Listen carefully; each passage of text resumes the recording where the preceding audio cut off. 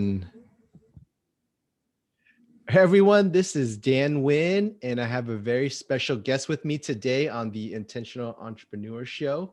She is the owner of Anderson Professional Development Coaching, and she dedicates to providing a safe space for professionals to discover their potential and step into their opportunity. She believes in being self-aware and other aware, key components of emotional intelligence, which we'll talk about today, and individuals that can make a positive impact in their work ecosystem.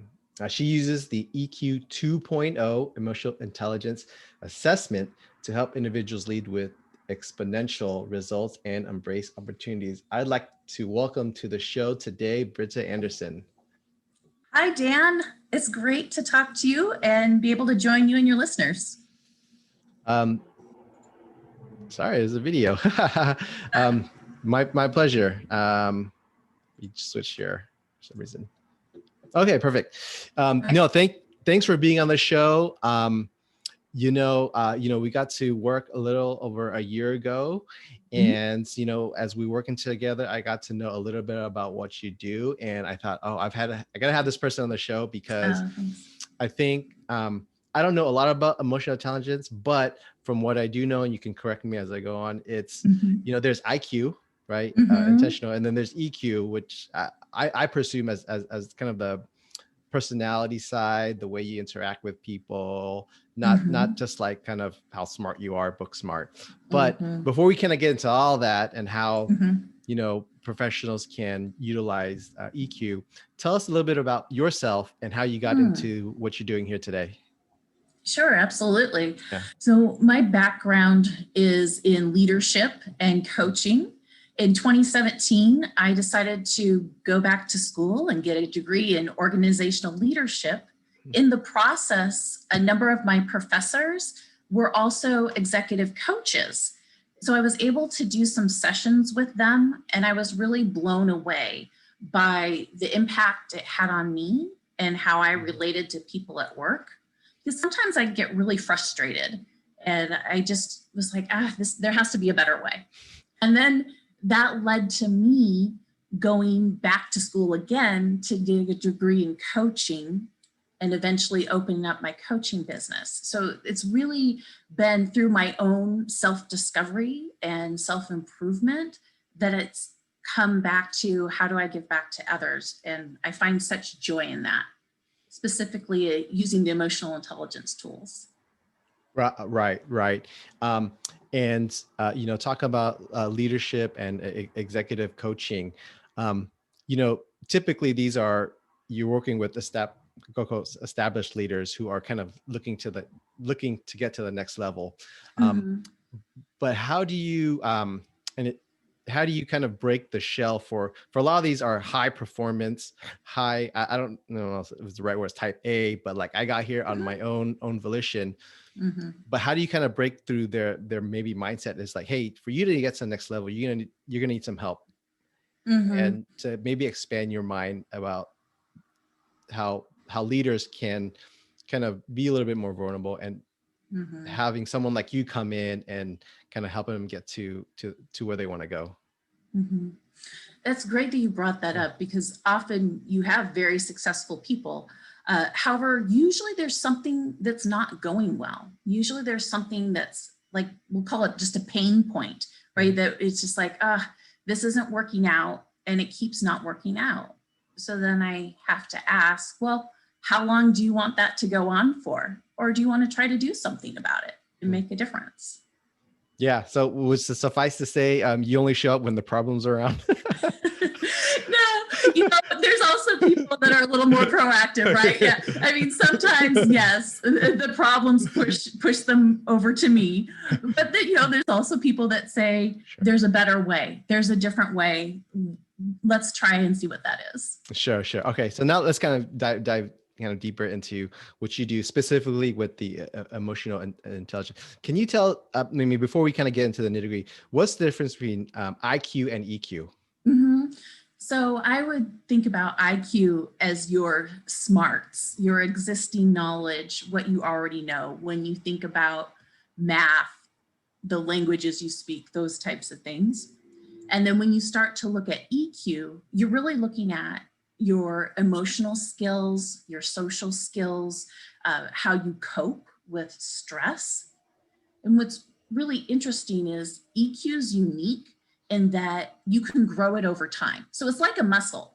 So the more you practice it, you get better at it and you can continue to hold on to it. It's also really dynamic. So you can choose to use it in the moment as you become more aware of, I'll use the tools in the tool belt analogy. It's kind of what that's like. Yeah. Okay. And then, I think everyone kind of desires to be book smart, but why is it important for leaders to kind of grow their EQ muscle? I really think it helps you optimize the situation, and it helps you figure out how you impact other people.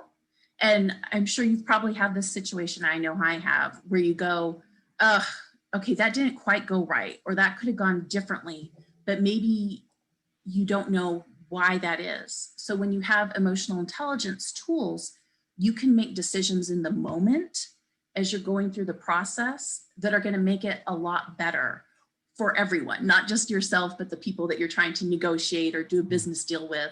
It really has a stronger impact. Okay. So let's talk a little bit about kind of when you use employ these techniques with your clients. Sure. Maybe if you can share, one very common scenario where the leaders are I need to bring someone like Britta in to help me because I've got this particular situation. Yeah, I think, a really common scenario is somebody that is a strong achiever, meaning they get things done, but maybe they don't communicate as well with another team member or a group of people.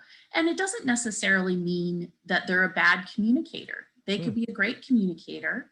However, they just may not be that aware of how they come across to other people and then what happens to the dynamic because they're just not aware. So yeah. You talk about kind of awareness. Yeah, I think that's a really important point because, there's a saying, there's kind of two ways of saying, like, we're inside the bottle, so we can't see what's on the label. Right.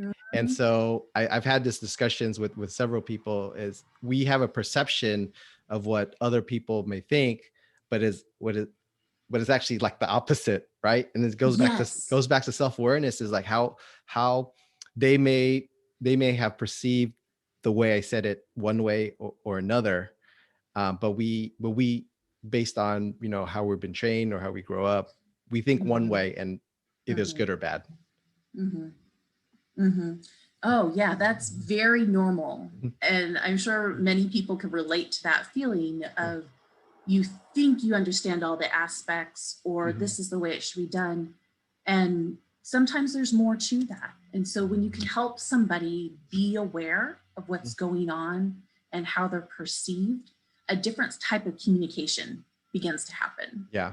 And it's, would you say it's not actually answering the question, how are they perceiving it, but it's more about asking the question yourself. So you're kind of peeling back the onions and you start to think about 2-3 different ways they are perceived, not the way they're actually perceiving. Is that correct?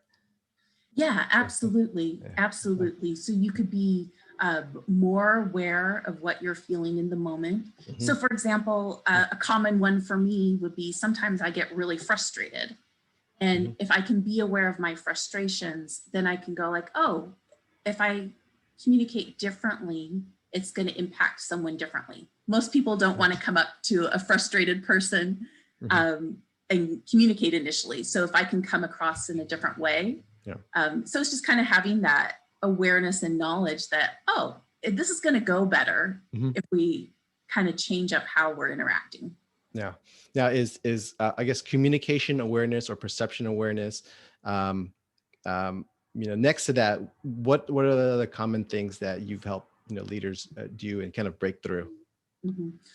I'd say the other things are the maintaining the relationships. So through the self-awareness and the perception of others, that really helps you have a strong connection.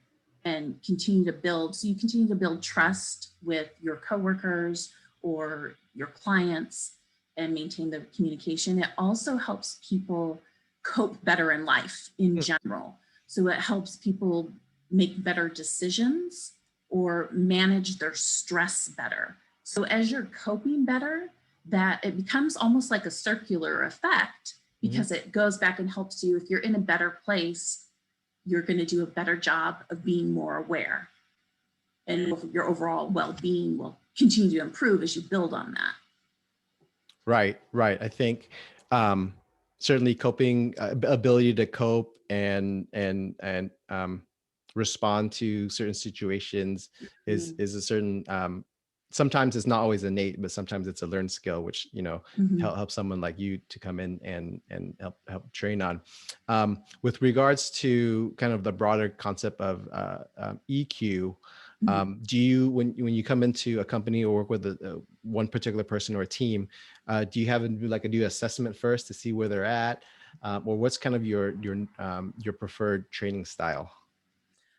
I usually prefer to do some initial interaction to find out what's going on, because I often find that maybe what they initially come to me for has a deeper issue. There's something else underlying.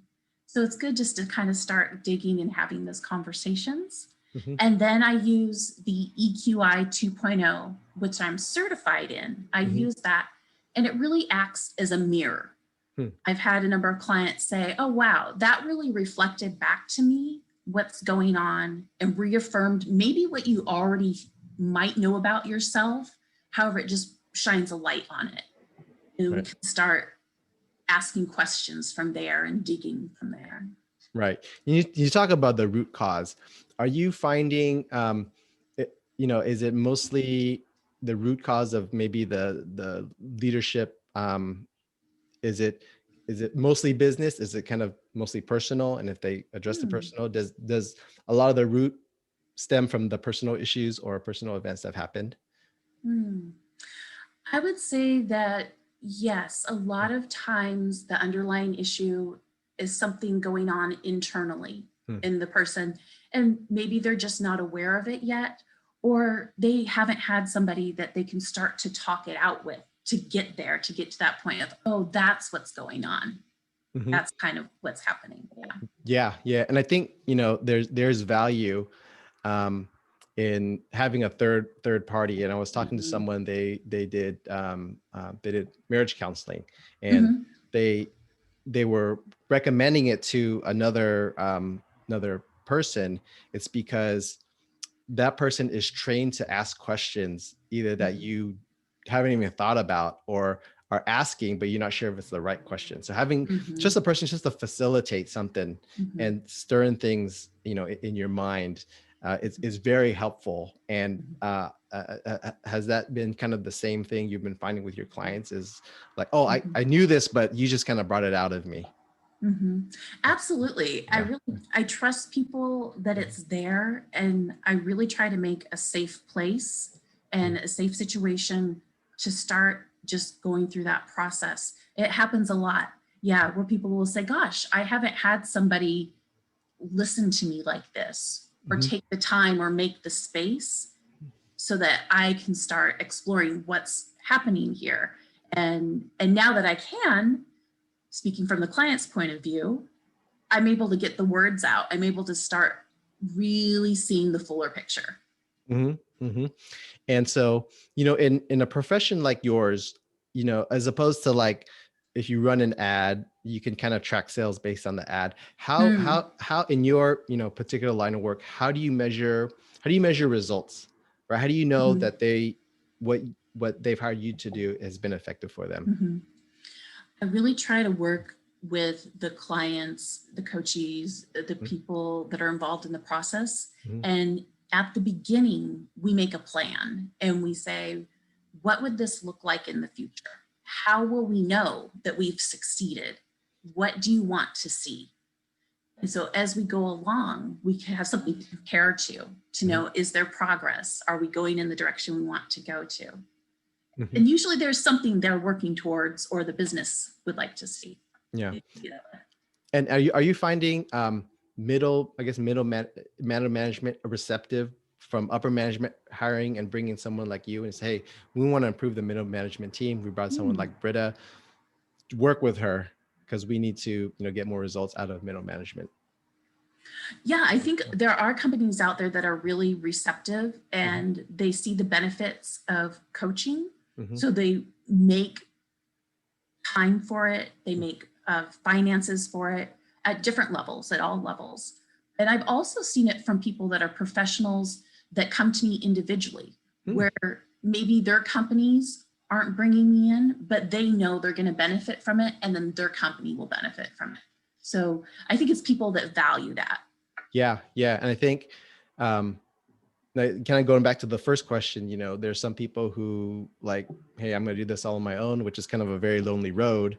But if you have someone like you or, any other professional coach that, that can really ask the right questions, really stretch your abilities, stretch your, EQ, it really can take you to, the next level. Like, like Olympic athletes is the kind of analogy I always see. Like these are people that are top of their game. And I don't know any Olympic athlete that doesn't have their own coach, right? Right, absolutely. Yes. Right. So kind of back to emotional and intelligence. How receptive are you finding the leadership teams that you're coaching to this particular topic, right? Because there's there's wide range of topics you can train in the concept of leadership, but EQ is a very kind of niche, so to speak, right? And then so how do you explain to them, this is you'll benefit if we train on this particular topic with your team? I usually find that it's complementary. So I can take different models of learning and development and make a EQ interweave with it.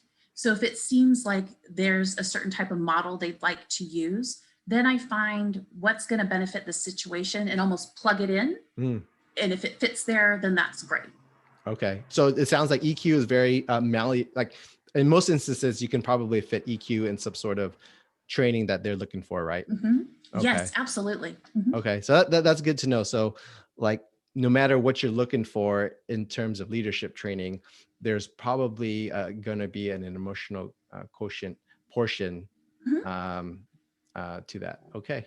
Yeah. Very good. Now, if someone is looking to kind of up their leadership game, be a better manager, what are some things that they should look for in hiring a coach like yourself? I would definitely say have a conversation with the coach and talk to a couple different people.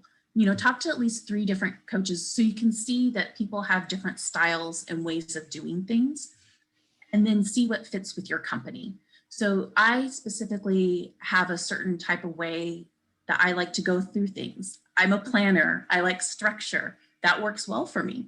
So, I'm going to be a good fit for a company that has that same prospect. And other people are a little more free flowing. So it's more finding the style that fits for them and making sure that the person they're working with is really clear about, you're both really clear about what your intentions are and expectations. Yeah. I think, it is as deep of a relationship as you can get for how many sessions you get, right? But it's really, you kind of nailed on the head. It's really important because you do need them to be truthful, right? You need them to be somewhat vulnerable, so that you can help them. And that requires kind of opening that vest. That requires them to have some trust in you that, you'll make confidences, but you'll use that information for, their benefit. Yes, right? Absolutely. Yeah. So, if you can generalize, how long are your trainings, and how soon can someone can achieve results when working with you? I really try to work for long-term transformation. So I want to see somebody that goes through a process and there's a shift in them, and then that has a exponential shift as it impacts the business. What I notice is that usually takes 6 to 9 months. If you're really looking for somebody to grow and change, it takes time. And you can start seeing it in incremental changes fairly quickly for most people. They have to be willing to do the work and have the support. When they do that, though, over time, then it sticks. And it's something that becomes a part of who they are or a part of the group or the team. Yeah. Yeah. So we're kind of getting winded down here. Lots of good content. If you can maybe share, I don't want to say red flags, maybe 3 symptoms of leaders or leadership teams where they said, okay, it's time to bring Britta in, and specifically we need to, they may not know it as EQ, but you know it as EQ. Like this is the symptoms, and we need someone to kind of fix these issues. Sure, absolutely. Yeah. One of them is lack of communication, which is basically just speaking to each other. So usually there's some fear about people talking to each other. That's one. The other sometimes is if you see a change in performance, something changes about how someone typically behaves, then something's probably going on there. And then another is if someone's trying to reach their goal.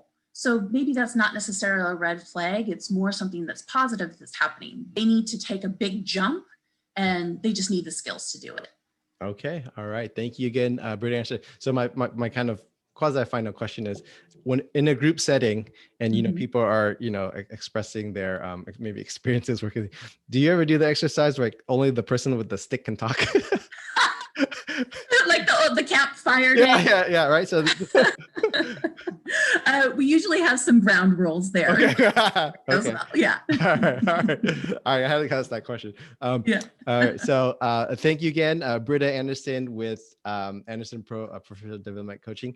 All right, we're going to get into the rapid fire questions here, because this is called the Intentional Entrepreneur, and you recently launched your own coaching program. Yes. So here we go. You ready? I'm ready. Answer the first thing that pops in. All right. Who do you look up to? Okay, I'll choose a group of people because recently I was reading the 2020 Nobel Peace Prize came out recently. There's a lot of great articles about some amazing women. So that sticks out because I recently read that. All right. Best business advice you've ever received? Probably to be authentic, like just be yourself. That's what people are looking for. Yeah. Right. Best business book you've ever read? Okay, so this one is my favorite book from school. It's called The Advantage. It's by Patrick Lencioni, and that's my all-time favorite business book. So that one I read on a regular basis. You're the second person that mentioned Patrick Lencioni on these interviews, so I think I have to go look at some of his books. Go check it out. All right. If you could do one thing over again, what would it be? It's, it would be to speak up. There's times when I've gone, I bet everyone else is seeing this or thinking this, and I didn't say something. So there's times I could have spoken up. All right. And then you lose everything. The only thing you have is your computer, your cell phone, and an internet connection. How do you rebuild your business in 30 days? It's reaching out to people, just starting to have conversations. Yeah. All right. And finally, what's the biggest challenge in your business today? It's me. I do everything all at once. Yeah. And I think I need to delegate more and probably collaborate a little bit more. Yeah. All right. They say the plumber's bathroom is the worst. Yeah, right. All right. We have Britta Anderson with the Anderson Professional Development Coaching. If you want to learn more about you, where can we find you? You can go to my website, which is andersonprocoach.com, or reach out to me on Instagram. My handle is Anderson Pro Coach. All right. Thank you again, Britta. We'll put those links in the show notes. So anyone who wants to check out her website and Instagram page, you can click on it. Thank you again so much for joining us. The, emotional intelligence is not something I learn a lot about. So it was fantastic having you on the show so I can learn, and hopefully our listeners can get a little bit more insight about how getting better at EQ can benefit their leadership style. Yes, great. Thank you. All right, my pleasure. Thanks for being on the show. Mm-hmm.